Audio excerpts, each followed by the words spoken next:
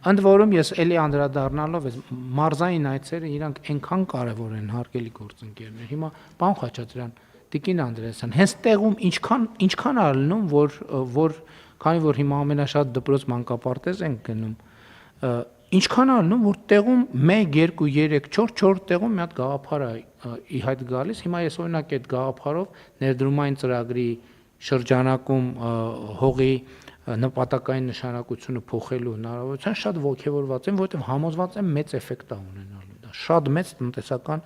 էֆեկտ է ունենալու, կամ երեք որ այդքան գնում էինք մանկապարտեզների ապաստարանները, դե հիմա 20-21 թվականին նախագծած բոլոր կրթական հաստատությունները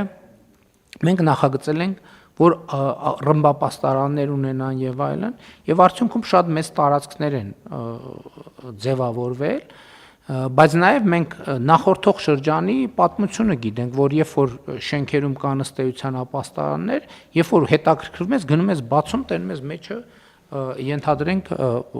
ինչ ասես լցրած չի։ Հիմա մենք խնդիր ունենք այդ տարածքները այնպես անել, որ ամենօրյա կյանքի մեջ օգտագործվի եւ այդ ներդրած փողը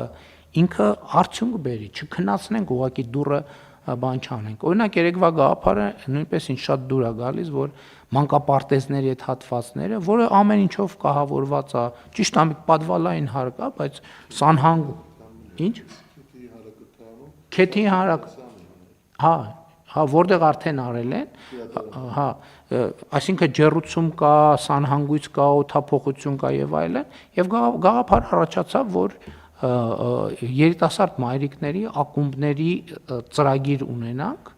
որ ժամանցի կրթության, վերապատրաստման, ակումբային, չգիտեմ ինչ որ տրամաբանությամբ օգտագործվեն այդ տարածքները, որոնք տնտեսության մեջ միանշանակ եւ աներկբա իրանց էֆեկտը ունենալու են։ Եվ ելի ուզում եմ հիշեցնել մեր հարգելի գործընկերներին կաբինետից դուրս աշխատանքի կարևորության մասին։ Լավագույն, իհարկե, լավագույն գաղափարները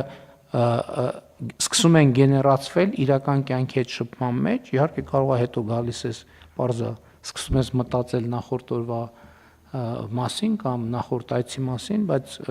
այսօրվա գործնական մեր շատ գաղափարներ կամ գաղափարների հիմնական մասը հենց այդտեղից է առաջացել։ Էլի ուզում եմ հիշեցնել, որ խաղաղության օրակարգն էլ այդտեղից առաջացել։ Թե չէ եթե մենք մնայինք այս տրամաբանության մեջ, երբեք այդ դիտանկյունից չենք նայի հարցին, դրան տասնյակ անգամներ եմ անդրադարձել, հիմա չեմ ուզում անդրադառնալ։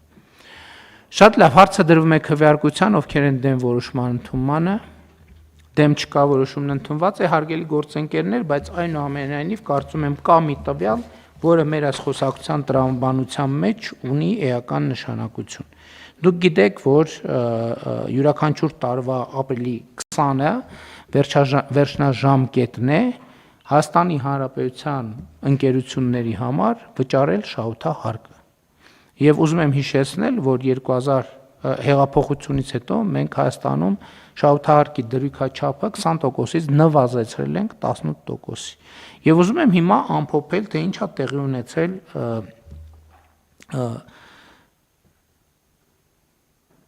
մեր շահութահարկի հետ։ 2026 թվականի ապրիլի 20-ի դրությամբ նախորդող 25 թվականի համեմատ վճարվել է 265.8 միլիարդ դրամի շահութահարկ։ Պարոն Հակոբյան, եթե սխալվեմ, հանկարծ թվերի մեջ կուղղեք ինձ։ Ուրեմն 2017 թվականի համեմատ շահութահարկը ավել է 5.4 անգամ կամ 444%-ով։ Սա երկու բանի մասին է, առաջինը, որ մենք ասում ենք, տեսեք, շատ խոսվում է 18 թվականից եւ դրանից առաջ էլ նախորդ օրակարգերի, այսպես ասած, թալանված եւ թալանվող փողերի մասին, որը մի մասով եղել է ստվեր,